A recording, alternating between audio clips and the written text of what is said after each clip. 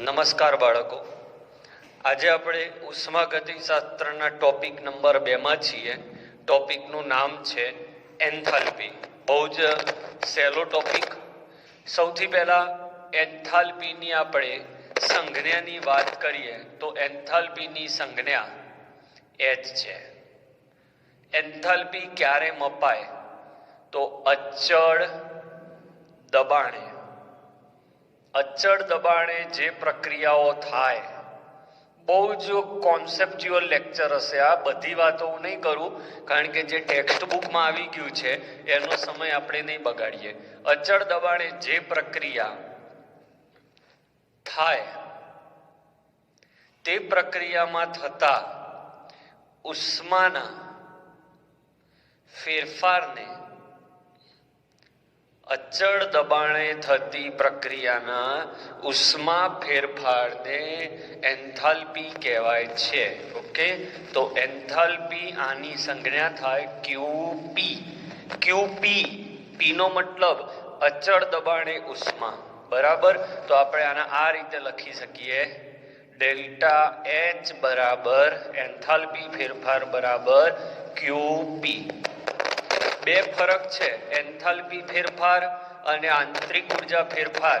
જો આંતરિક ઉર્જા ફેરફાર હોય તો ડેલ્ટા યુ બરાબર ક્યુવી થાય, અને એન્થાલ્પી ફેરફાર હોય તો ક્યુપી થાય.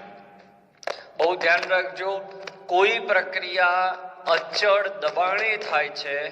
જો કોઈ પ્રક્રિયા અચળ દબાણે થાય છે તો અચળ દબાણે થતી પ્રક્રિયામાં જે ઉષ્માનો ફેરફાર થાય એને ડેલ્ટા એચ થી દર્શાવાય. પણ જો કોઈ પ્રક્રિયા અચળ કદે થતી હોય તો એમાં જે ઉષ્માનો ફેરફાર થાય એને ડેલ્ટા યુ કહેવાય. So biggest difference between this two is this, QP and QV. ફરીથી તમારા મગજમાં એક વાત બહુ જ કોમન છે જે તમારા માઇન્ડમાં હું નાખી દઉં કે આખું ચેપ્ટર અંતે તો ઉષ્માના ફેરફારો ઉપર જ આધારિત છે. તો ઉષ્માના ફેરફારો અલગ અલગ પ્રકારના હોય, એના માટે અલગ અલગ સંજ્ઞાઓ આપણે આપી કે ભાઈ અચળ દબાણે ઉષ્મા ફેરફાર થઈ રહ્યો છે તો એને ડેલ્ટા એચ કહીશું.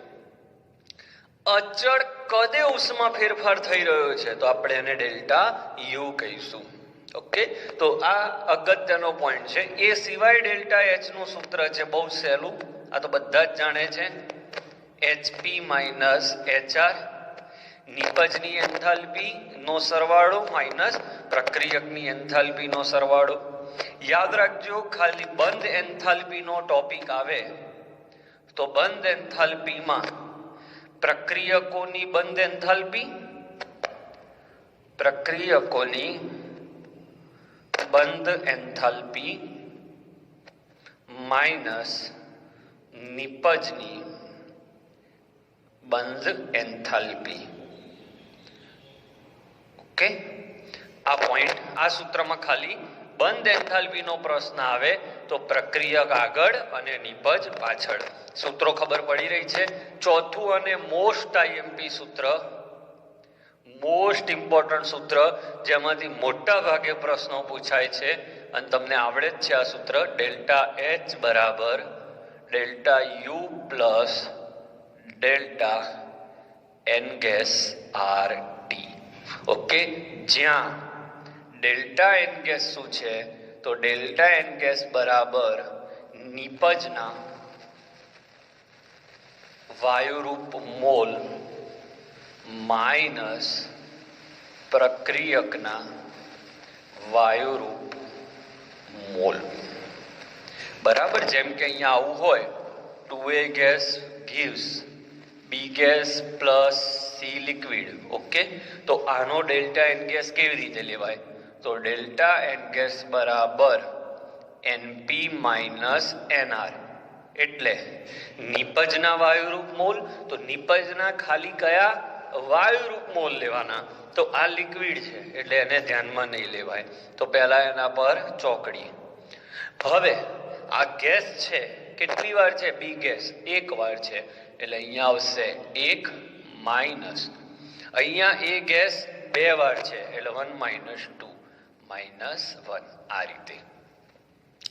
રીતે ડેલ્ટા એન ગેસ ગણાય. બહુ સહેલો પોઈન્ટ છે. જો ડેલ્ટા એન ગેસ બરાબર 0 આવે એટલે આ પદ 0 થાય. આર વાયુ અચળાંક છે, 8.314 લેવાય. આ ચેપ્ટરમાં આર નું મૂલ્ય જૂલમાં લેવાય, કારણ કે આ બેના એકમ આપણે જૂલમાં રાખીશું. જૂલમાં ના હોય તો ફેરવવાનું, જૂલમાં નહીં હોય તો કેલરીમાં હશે, એટલે જુ કે ભા, જૂલમાંથી કેલરીમાં જવું હોય તો ભાગવાના. પાછા જો ડેલ્ટા એન ગેસ બરાબર 0 હોય તો આ પદ 0 થાય, એટલે આ આખું પદ 0 થઈ જાય. એટલે ઓબ્વિયસ છે કે ડેલ્ટા એચ બરાબર ડેલ્ટા યુ થઈ જાય. હવે જો delta N gas greater than 0 થાય એટલે આ મૂલ્ય ધન થઈ જાય, તો ડેલ્ટા એચ એ ડેલ્ટા યુ કરતા મોટો થઈ જાય. Delta H is greater than delta U. જો delta N gas less than 0 થાય તો પછી delta H less than delta U થાય. કોઈ જગ્યાએ ડેલ્ટા એચ ની જગ્યાએ ક્યુપી લખીને આપે અને ડેલ્ટા યુ ની જગ્યાએ ક્યુવી લઈને આપે તો પણ ચાલે, ગભરે નહીં જવાનું. તો આ સૂત્ર બને એટલું પ્રેક્ટિસ કરવાની છે. અને બીજી વાત મેં કહી એમ, જો મૂલ્ય જૂલમાં આપ્યું હોય અને કેલરીમાં ફેરવવું હોય તો 4.184 વડે ભાગવાના હોય, પણ જો કેલરીમાં આપ્યું હોય અને જૂલમાં ફેરવવાનું હોય તો 4.184 વડે ગુણવાના. બરાબર? એટલે ડેલ્ટા એચ ના અગત્યના સૂત્રો અહીંયા પૂરા થયા. હવે એન્થાલ્પીના જુદા જુદા પ્રકારો છે, 19 થી 20 પ્રકારો છે, જે પાઠ્યપુસ્તકમાં પણ આવી ગયા છે. એટલે એની ચર્ચા અહીંયા ખોટી નહીં કરીએ, પણ એમાંથી કેવી કેવી રીતનું ધ્યાન રાખવાનું એની ચર્ચા હું સરસ રીતે કરું છું. તમે ચોપડીમાં ગમે તેટલી વાર વાંચ્યું હોય, પણ હવે હું જે લિસ્ટ બનાવું એ તમારા કામમાં આવશે, બહુ જ કામમાં આવશે. Okay, so please take the screenshot of this. પછી આપણે નવો ટોપિક ચાલુ કરીએ.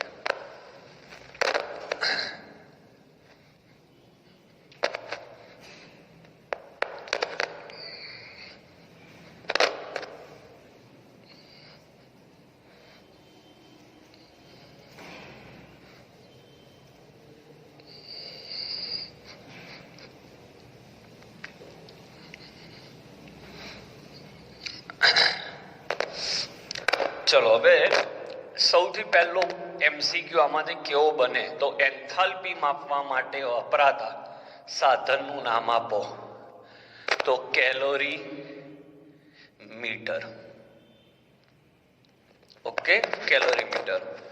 યુ માપવાનું સાધન, તો યુ જે છે એ બંધ પાત્રમાં થતી પ્રક્રિયાઓ માટે હોય, અને એચ જે છે એ ખુલ્લા પાત્રમાં થતી પ્રક્રિયા છે. હું જે ડિફરન્સ લખાવું બહુ કામમાં આવે એવા છે. બધી વસ્તુ હું પેમ્પલેટમાં નથી લખતો, એટલે લેક્ચરો પ્રોપર જોવાના. એન્થાલ્પી એ ખુલ્લા પાત્રમાં થતી પ્રક્રિયાઓમાં થતો ઉષ્મા ફેરફાર છે, કારણ કે ખુલ્લા પાત્રમાં જેટલી પ્રક્રિયાઓ થાય એ ખુલ્લું પાત્ર હોવાથી અચળ દબાણે થાય. ઓકે, અને યુ એ બોમ્બ કેલોરીમીટર થી મપાય. બોમ્બ કેલોરીમીટર એટલે બંધ પાત્ર.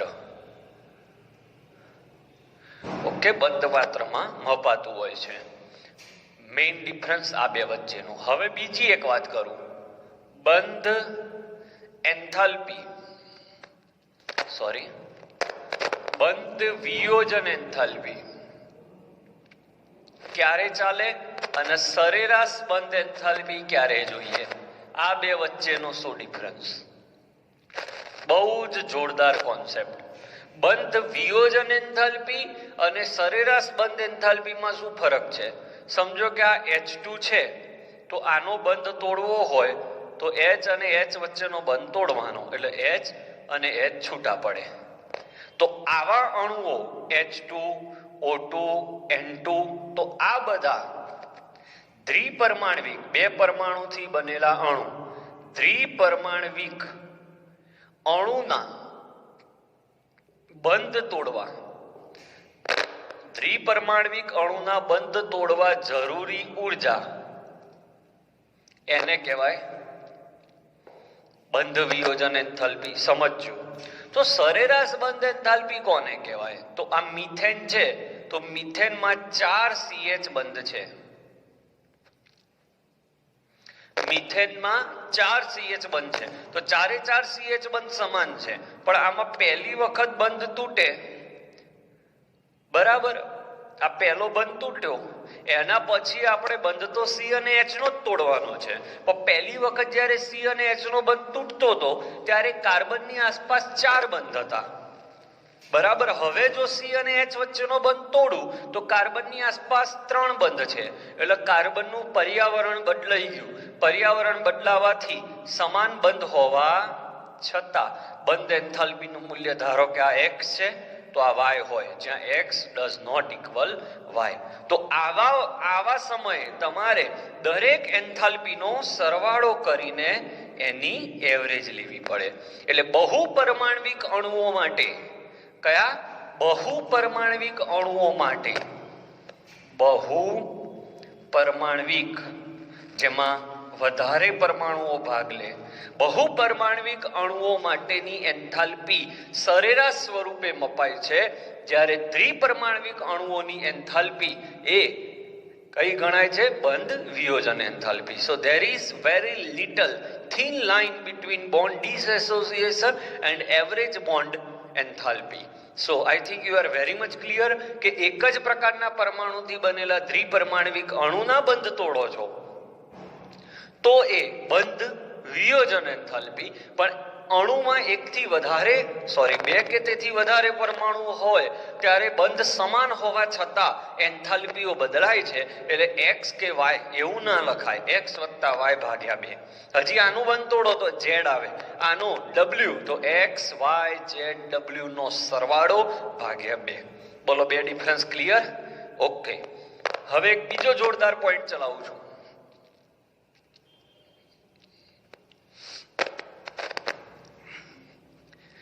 પ્રમાણિત સ્થિતિમાં રહેલા તત્વોની એન્થાલ્પી દાખલા દરમિયાન શૂન્ય લેવી. આ બધું તમારા એમસીક્યુમાં તમને નડે એવું છે એટલા માટે, બરાબર? જો પ્રમાણિત સ્વરૂપમાં રહેલા તત્વોની એન્થાલ્પી શૂન્ય લેવાય છે. જેમ કે તત્વોની એટલે Na, તો Na ની પ્રમાણિત સ્થિતિ કઈ? સોલિડ. સોડિયમ સોલિડ જ હોય, બરાબર? પછી મેગ્નેશિયમ તો સોલિડ હોય, O2 તો ગેસ હોય, Fe તો સોલિડ હોય. તો આવા બધા માટે એન્થાલ્પી 0. હવે કોઈ એમ કે સાહેબ H2O લિક્વિડ હોય તો આની એન્થાલ્પી 0 ને? ના, કારણ કે H2O તત્વ નથી, H2O સંયોજન છે, એટલે એની એન્થાલ્પી 0 થાય નહીં. આ તત્વ નથી, આ સંયોજન છે. તત્વ નથી, આ સંયોજન છે. ઓકે. તો એક જ તત્વની એન્થાલ્પી 0 હોય, H2O લિક્વિડની એન્થાલ્પી 0 હોતી નથી. આવા ઘણા તત્વો તમારા ધ્યાનમાં જેટલા હોય. હવે કાર્બન છે, એના 2 અપર રૂપ છે, મુખ્ય 2 અપર રૂપ છે. બીજા ઘણા છે, ફુલરીન ને બધા, ગ્રેફાઇટ અને હીરો. તો આ બેમાંથી વધારે સ્થાયી કોણ છે? તો ગ્રેફાઇટ. એટલે ગ્રેફાઇટની એન્થાલ્પી 0 થાય, પણ હીરાની એન્થાલ્પી 0 ના થાય. તો કોઈ એક તત્વને એકથી વધારે અપરૂપ હોય, એકથી વધારે સ્વરૂપ હોય, ત્યારે એનું જે વધારે સ્થાયી સ્વરૂપ હોય એની એન્થાલ્પી 0 લેવાશે. આ રીતે જો હું સલ્ફરની વાત કરું તો સલ્ફરમાં 2 આવે, રોહોમ્બિક સલ્ફર અને મોનોક્લિનિક સલ્ફર. તો રોહોમ્બિક સલ્ફર એ સ્થાયી છે, એટલે એનું વેલ્યુ 0 હોય, આની વેલ્યુ 0 ના હોય. ઓકે. તો પ્રમાણિત એન્થાલ્પીમાં આ વસ્તુ ધ્યાન રાખવાની. ક્લિયર? ઓકે. સ્ક્રીનશોટ લેતા રહેજો, કદાચ હું કહેવાનું ભૂલી જાઉં તો.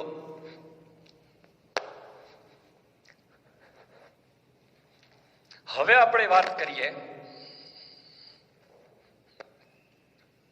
કે ઉષ્માક્ષેપક એન્થાલ્પીઓ કેટલી?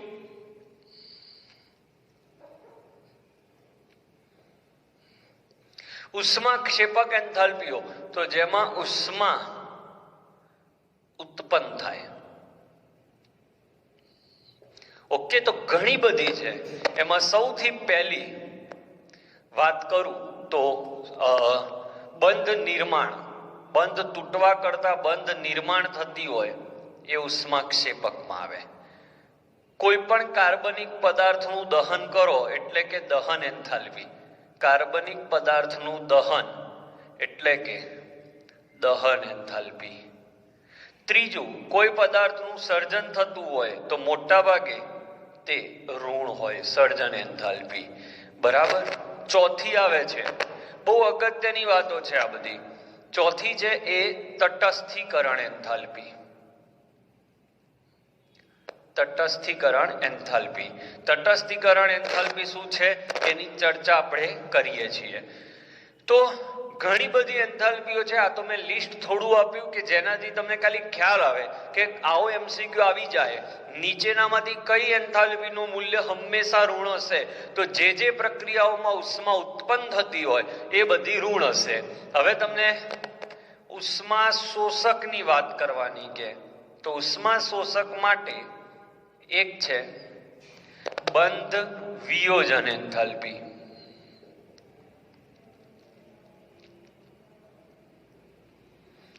જો બાકી બધી એન્થાલ્પીઓના વ્યાખ્યાઓ, સમજૂતીઓ આપણે લેક્ચરમાં, બોર્ડ લેક્ચર્સમાં આપેલી છે, એટલે વધારે સમય એમાં હું નથી બગાડતો.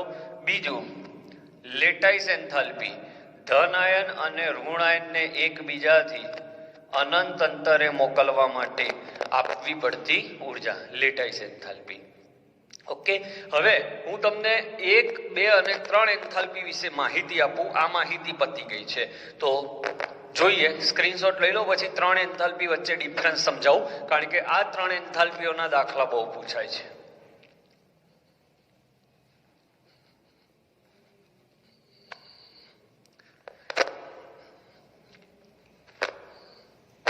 ચલો, સૌથી પહેલા દહન એન્થાલ્પી. મિત્રો, દહન એન્થાલ્પી કેવી રીતે ઓળખશો? તો સૌથી પહેલા એક યાદ રાખજો, શરતો યાદ રાખજો. એક મોલ કાર્બનિક સંયોજન હોવું જોઈએ. એવું તમને કે મિથેનની દહન એન્થાલ્પી, એટલે મિથેન લખી દેવાનું. દાખલા સોલ્વ કરવાની ઇઝીએસ્ટ મેથડ આપું છું. તમને પ્રશ્નમાં એવું કીધું કે મિથેનની દહન એન્થાલ્પી, ઓકે, તો મિથેનની દહન એન્થાલ્પી શબ્દ વાપર્યો એટલે 1 મોલ મિથેન લેવાનું. એક બીજી ટ્રીક યાદ રાખો, એન્થાલ્પીની કોઈ પણ વ્યાખ્યા તમે જોશો તો એ 1 મોલ માટે હશે. જોવું હોય તો જોઈ લેજો. તો 1 મોલ મિથેનનું દહન કોની સાથે થાય? O2 સાથે થાય. અને ઉત્પન્ન શું થાય? તો CO2 ગેસ ઉત્પન્ન થાય અને H2O લિક્વિડ, બુક મુજબ. હવે આને સંતુલિત કરી દેવાનું. એ કામ આમ તો તમારું છે, પણ કરી દઈએ આપણે. 2 થાય અને અહીંયા 2 થાય. તો આ પ્રકારની પ્રક્રિયાઓમાં જે ઉષ્મા અહીંયા ઉત્પન્ન થાય, કોઈ પણ પદાર્થને બાળો એટલે ઉષ્મા ઉત્પન્ન થઈ, તો આ કઈ એન્થાલ્પી થઈ? દહન એન્થાલ્પી. હવે મોસ્ટ IMP, જેમાં છોકરાઓ મોટા ભાગે તકલીફમાં હોય છે, સર્જન એન્થાલ્પી. સર્જન enthalpy. H2 gas plus 1/2 O2 gas gives H2O liquid. શું આપેલ પ્રક્રિયા સર્જન એન્થાલ્પીની વ્યાખ્યાને અનુસરે છે? તો સર્જન એન્થાલ્પીની વ્યાખ્યા ચેક કરવાની રીત, 1 મોલ નિપજ હોવી જોઈએ એની પ્રમાણિત સ્થિતિમાં. જોજો, હું જે લખું છું બહુ પાવરફુલ વાક્ય લખું છું.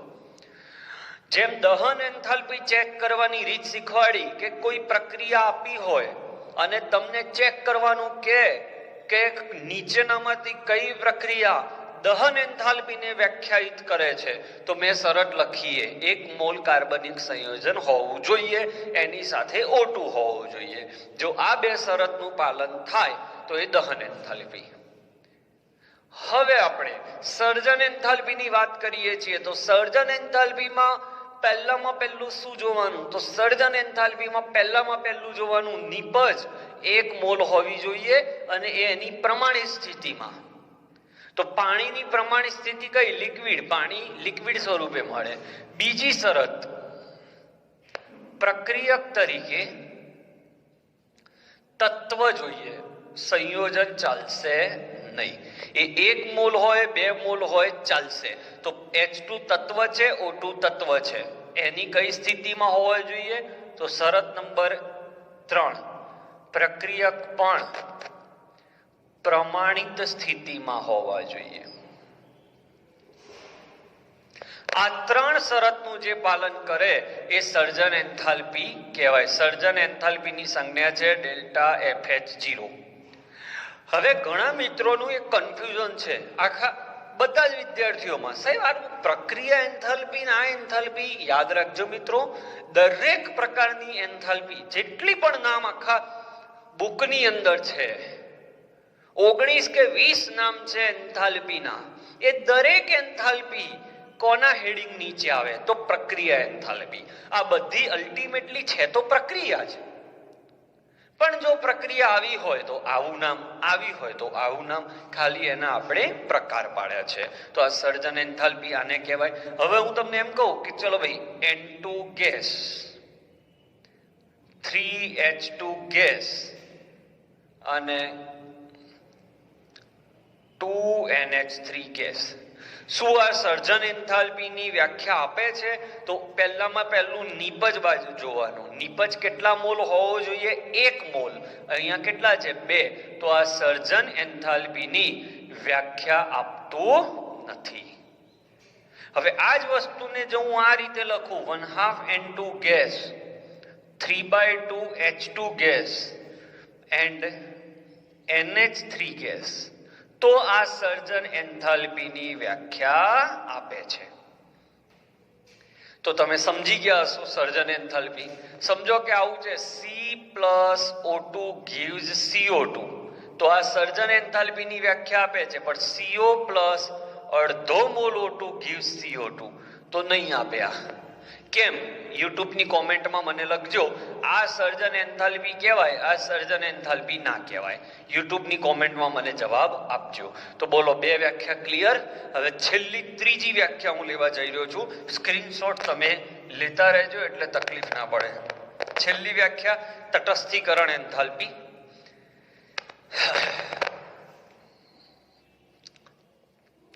લેક્ચરમાં કંટાળતા હશો, કારણ કે કન્ટેન્ટ જોઈતું હોય, સારું શીખવું હોય તો કન્ટિન્યુઅસ શીખવું પડે. મજાક કરવી ને આમ કરવું ને તેમ કરવું ને જોક્સ કહેવા એ મારા સ્વભાવમાં નથી, એટલા માટે મેળ નહીં પડે ટૂંકમાં એમાં. ઓકે, છેલ્લી એન્થાલ્પી ઘણી બધી છે, એમાંથી જ્યાં જ્યાં તમને તકલીફ પડે અને સૌથી વધારે ઉપયોગમાં આવતી હોય એવી એન્થાલ્પીઓની હું ચર્ચા કરી રહ્યો છું. ચલો જાગી જાઓ. તટસ્થીકરણ એન્થાલ્પી.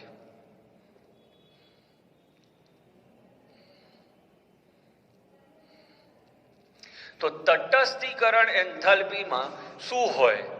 તો પ્રબળ એસિડ, સમજો જોરદાર પોઈન્ટ છે, બહુ કામમાં આવશે.